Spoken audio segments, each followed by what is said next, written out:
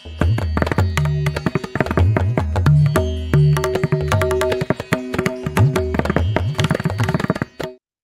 মই আপোনালোকৰ লগত এনেকুৱা এটা বিষয় আলোচনা কৰিব বিচাৰিছো যিটো তেনেই সহজ যেন লাগে, কিন্তু ইয়াৰ প্ৰভাৱ গভীৰ। আৰু সেই বিষয়টো হ'ল কৃতজ্ঞতা। কৃতজ্ঞতাৰ বিষয়ে আপোনালোকে শুনি আছে বা নিজৰ জীৱনত প্ৰয়োগো কৰিছে। কৃতজ্ঞতাৰ ওপৰত বহুবোৰ কিতাপ আছে, বহু আলোচনা আছে, বহু ভিডিঅ' আছে, আপোনালোকে নিশ্চয় চাইছে। কিন্তু কেতিয়াবা ভাবি চাইছেনে কিয় এই বিষয়টোৰ ওপৰত ইমান বেছি আলোচনা হয়, ইমান বেছি ভিডিঅ' কিয় আছে, ইয়াৰ ওপৰত কিয় কিতাপ আছে বহুবোৰ? আচলতে কৃতজ্ঞতা এই বিষয়টো ইমানেই বেছি প্ৰভাৱশালী, যাক আমি সঁচাকৈ যদি অনুভৱ কৰিব পাৰো, প্ৰয়োগ কৰিব পাৰো শুদ্ধকে, তেতিয়াহলে আমাৰ জীৱন সঁচাকৈয়ে সলনি হবলৈ বেছি সময় নালাগে। জীৱনৰ কেৱল এটা দিশেই নহয়, জীৱনৰ সকলোবোৰ দিশতে কৃতজ্ঞতাই প্ৰভাৱ পেলাব পাৰে। মোৰ এগৰাকী মেণ্টৰ, তেওঁ ডক্টৰ শ্বেতা আদতিয়া। তেওঁ এগৰাকী স্নায়ু বিশেষজ্ঞ আৰু আধ্যাত্মিকতা আৰু বিজ্ঞানৰ মাজত কি সম্পৰ্ক আছে তাৰ ওপৰত তেওঁ গৱেষণাও কৰি আছে। তেওঁৰ এটা লগত কথা বতৰা কৰি মই বহুবোৰ অনুপ্ৰাণিত হৈছো কৃতজ্ঞতাৰ বিষয়ে জনাত। আৰু অলপতে তেওঁৰ এটা অধিৱেশনত মই উপস্থিত হোৱাৰ পিছত মই আৰু বেছি গভীৰভাৱে অনুভৱ কৰিছো যে কৃতজ্ঞতা কিমান বেছি প্ৰয়োজন আমাৰ জীৱনত, কৃতজ্ঞ হোৱাটো বা কৃতজ্ঞতাৰ শুদ্ধ অনুশীলন কৰাটো।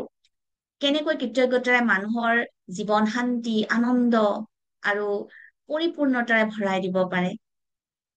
কেনেকৈ আপোনালোকে কৃতজ্ঞতাৰ অনুশীলন কৰিব, আৰু কৃতজ্ঞতাই কেনেকৈ ডাঙৰ ডাঙৰ মানুহৰ, আমি যাক সফল বুলি ভাবো, বা মই মোৰ নিজৰ মেণ্টৰ তেওঁ দেখিছো কেনেকৈ কৃতজ্ঞতাৰে তেওঁ জীৱন সলনি কৰি পেলালে। তেওঁ গোটেই সমস্যাবোৰ সমাধান কৰি এটা নতুন উচ্চতালৈ নিজক আগবঢ়াই লৈ যাব পাৰিলে। এই বিষয়ে মই আপোনালোকৰ আগত কব বিচাৰিম। তাৰ লগতে মই মোৰ চেনেলত নতুনকৈ যিসকলে যোগদান কৰিছে তেওঁলোকক মোৰ পৰিচয় দি ল'ব বিচাৰিছো। মই অনুপমা বৰগোহাঁই। মই এগৰাকী holistic health and life Koch. মই বহু বছৰ ধৰি অসম তথা অসমৰ বাহিৰৰ লোককো শাৰীৰিক আৰু মানসিকভাৱে সুস্থ, ৰোগমুক্ত, ঔষধমুক্ত এক প্ৰশান্তিময় জীৱন যাপন কৰাত পৰোক্ষ আৰু প্ৰত্যক্ষভাৱে সহায় কৰি আহিছো। মোৰ মিছন হল অসমৰ কমেও 1 কোটি লোকক ৰোগমুক্ত, ঔষধমুক্ত, চিন্তামুক্ত, প্ৰশান্তিময় জীৱন যাপনত সহায় কৰা। আৰু এই উদ্দেশ্যে মই FitAssam.org নামৰ এটা সংস্থা প্ৰতিষ্ঠা কৰিছো, যত মোৰ লগত অসমৰ বিভিন্ন ঠাই 9 গৰাকী সহযোগী আছে। আমি অনলাইন আৰু অফলাইনৰ যোগে নানা কৰ্মশালা অনুষ্ঠিত কৰি শাৰীৰিক আৰু মানসিক স্বাস্থ্য সজাগতাৰ সৃষ্টি কৰি আহিছো। মোৰ এই চেনেলটোৰ জৰিয়তেও আপোনালোকক এই সন্দৰ্ভত সহায় কৰিবলৈ নিয়মীয়াকৈ ভিডিঅ' দি আছো। আশা কৰো আপোনালোকেও আমাৰ ফিট অসম মিছনৰ উদ্দেশ্য সফল হোৱাত সহযোগিতা জনাব আৰু এক ৰোগমুক্ত, ঔষধমুক্ত, প্ৰশান্তিময় জীৱন যাপন কৰা দিহা পাবৰ বাবে এই চেনেলটো ছাবস্ক্ৰাইব কৰিব, লাইক শ্বেয়াৰ কৰাৰ লগতে আপোনালোকৰ মতামতো লিখি প্ৰেৰণা যোগাই যাব। এতিয়া আহক আমি পুনৰ বিষয়বস্তুলৈ যাওঁ। আপোনালোকক মই এটা ব্যক্তিগত কাহিনী কব বিচাৰিছো মোৰ গুৰুৰ। তেওঁ 13-14টা সোণৰ পদক লাভ কৰা আৰু সমৃদ্ধিশালী কেৰিয়াৰ থকা এগৰাকী স্নায়ু বিশেষজ্ঞ। তেওঁ নিজৰ জীৱনৰ এটা বেদনাদায়ক অভিজ্ঞতা ভাগ বতৰা কৰিছিল। তেওঁৰ লগত 25 বছৰ ধৰি ঘনিষ্ঠ সম্পৰ্ক থকা এজন বন্ধুৱে তেওঁ কেনেকৈ বিশ্বাসঘাতকতা কৰিলে, আৰু তেওঁ সেই বিশ্বাসঘাতকতাত আৱেগিকভাৱে বহুত অস্থিৰ হৈ পৰিছিল। জীৱনৰ যেন সকলো শান্তি নাইকিয়া হৈ গৈছিল, জীৱনটো যেন কৰবাত স্তব্ধ হৈ গৈছিল।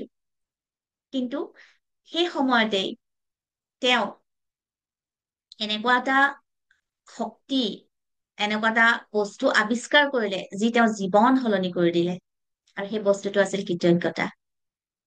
কেৱল কৃতজ্ঞতাৰ দ্বাৰা তেওঁ নিজক সলনি কৰিবলৈ, তেওঁ জীৱনৰ সকলো অশান্তি, অস্থিৰতা দূৰ কৰিবলৈ সক্ষম হল। কেৱল দূৰ কৰাই নহয়, তেওঁ জীৱনত বহুত উৎকৰ্ষ সাধন কৰিলে জীৱনত, তেওঁ কেৰিয়াৰতে হওক, স্বাস্থ্যতে হওক, কেৱল কৃতজ্ঞতাৰ দ্বাৰা। তেওঁ কৈছিলে যে সফলতাক আমি ধন্যবাদ দিওঁ, কিন্তু আমাৰ সমস্যাক ধন্যবাদ দিয়াটো খুব কমেহে আছে। কিন্তু এই সমস্যাৰ পৰা আমাৰ যিটো যন্ত্ৰণা হয়, সিহে আমাক সকলোতকৈ বেছি ৰূপান্তৰিত কৰে। আৰু এই কথা মই নিজেও দেখিছো। মই যেতিয়াই মানুহৰ পৰা কিবা যদি দুখ পাওঁ বা কোনোবাই যদি বিশ্বাসঘাতকতা কৰে, মই তেওঁলোকক কৃতজ্ঞতা জনাও। যেতিয়াৰ পৰা মই কৃতজ্ঞতা জনাবলৈ শিকিছো, মোক দুখ দিয়া বা মোৰ জীৱনত অহা বিফলতাক যেতিয়াৰ পৰা মই কৃতজ্ঞতা জনাবৰ কাৰণে শিকিছো, তেতিয়াৰ পৰা মোৰ জীৱনটো আৰু অধিক সুন্দৰ হৈছে। মোৰ জীৱনৰ প্ৰশান্তি বৃদ্ধি হৈছে। কৃতজ্ঞতা মানে কেৱল যে ধন্যবাদ সেয়াই নহয়, ই আচলতে আমাৰ গভীৰভাৱে অনুভৱ কৰিব লগা এটা বিষয়। আৰু যেতিয়া আমি আমাৰ আহ, চিন্তা, শব্দ, আবেগ একাকাৰ কৰিব পাৰো, কৃতজ্ঞ কেৱল ধন্যবাদ বুলি কোৱাৰ পৰিৱৰ্তে আমি সঁচা অৰ্থত যদি কৃতজ্ঞ হব পাৰো, আমাৰ ভিতৰত আবেগ জাগে, আমি এই শব্দটো আমাৰ চিন্তা সকলোৰে লগত এক কৰিব পাৰো, তেতিয়াহে আমাৰ প্ৰকৃত ৰূপান্তৰ হয়। পুৱা আৰু ৰাতি শোৱাৰ আগতে আমি যদি অনুশীলন কৰো কৃতজ্ঞতা দিবৰ কাৰণে, ভাল হওক বেয়া হওক, আমাৰ দিনবোৰ লাহে লাহে সলনি হয়। কেৱল সলনি হোৱাই নহয়, ইয়াৰ ফলত আমাৰ মগজুৰ ৰসায়ন সলনি হয়। আৰু বিজ্ঞানে দেখাইছে যে গভীৰভাৱে কৃতজ্ঞতাৰ অভ্যাস কৰিলে আমাৰ মগজুৰ আকাৰ বৃদ্ধি পাব পাৰে, কোষবোৰৰ পুনৰ গঠন হব পাৰে, বৃদ্ধি হব পাৰে, আৰু আমাৰ যিটো অটনমিক নাৰ্ভাছ চিষ্টেম তাৰ ভাৰসাম্যতা ৰক্ষা হয়। গতিকে কৃতজ্ঞতাৰ অভ্যাস কৰক। কৃতজ্ঞতাই বছৰ বছৰ ধৰি শাৰীৰিক আৰু আৱেগিক যন্ত্ৰণাৰ সৈতে সংগ্ৰাম কৰি থকা লোককো সুস্থ কৰি তুলিছে, এনে বহুবোৰ প্ৰমাণ আছে। আৰু কৃতজ্ঞতা এনেকুৱা এটা থেৰাপি যি বিনামূলীয়া, আৰু এলোপেথিক বা আয়ুৰ্বেদিক চিকিৎসাৰে নিজক সুস্থ কৰিবলৈ চেষ্টা কৰি থকা বহুতেই যেতিয়াই আন্তৰিকতাৰে কৃতজ্ঞতাৰ অভ্যাস কৰিলে, তেওঁলোকেও সুস্থ হবলৈ সক্ষম হৈছে।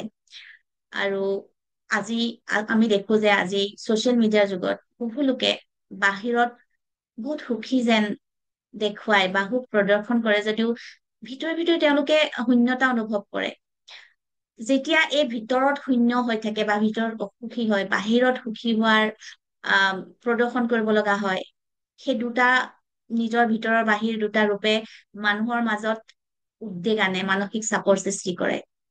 আৰু ইয়াৰ সমাধান হল কৃতজ্ঞতাৰ জৰিয়তে এটা সঁচা জীৱন যাপন কৰা, ভিতৰে আৰু বাহিৰে এক। বাহিৰতো সুখ আৰু শান্তি, ভিতৰতো সুখ আৰু শান্তি। আৰু তেতিয়া আমাৰ মানসিক চাপ নাথাকে, উদ্বেগ নাথাকে। আৰু চাব, আমাৰ প্ৰাচীন কালত কেনেদৰে কৃতজ্ঞতাৰ অভ্যাস কৰা হৈছিল। প্ৰাচীন কালত আমাৰ কৃতজ্ঞতা জীৱনৰ এক পদ্ধতিয়ে আছিল। মানুহে খোৱাৰ আগতে চৰাই চিৰিকটি, পোক পৰুৱা, বিশেষকে গৰু খাদ্য আগবঢ়াইছিল, সেয়াও কৃতজ্ঞতা। ৰাতিপুৱা পিতৃ মাতৃৰ ভৰি স্পৰ্শ কৰিছিল, সেয়াও কৃতজ্ঞতা। সেই কৃতজ্ঞতা জীৱনৰ বাবে জনোৱা কৃতজ্ঞতা, জীৱনৰ বাবে ধন্যবাদ জনাই পিতৃ মাতৃক ভৰি স্পৰ্শ কৰে।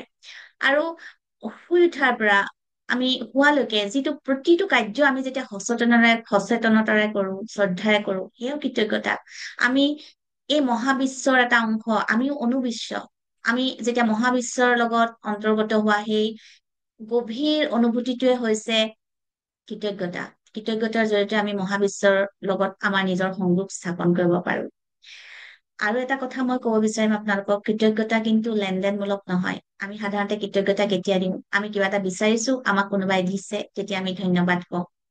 কিন্তু আচলতে সেয়া কৃতজ্ঞতা নহয়, আমি লেনদেন হিচাপে ব্যৱহাৰ কৰো। কিন্তু আচলতে কৃতজ্ঞতা হল মন, শৰীৰ আৰু আত্মাক একাকাৰ কৰা, বৰ্তমান মুহূৰ্তৰ জীৱনটোৰ বাবে, বৰ্তমান মুহূৰ্তটো এটা উপহাৰ, তাৰ বাবে কৃতজ্ঞ অনুভৱ কৰা।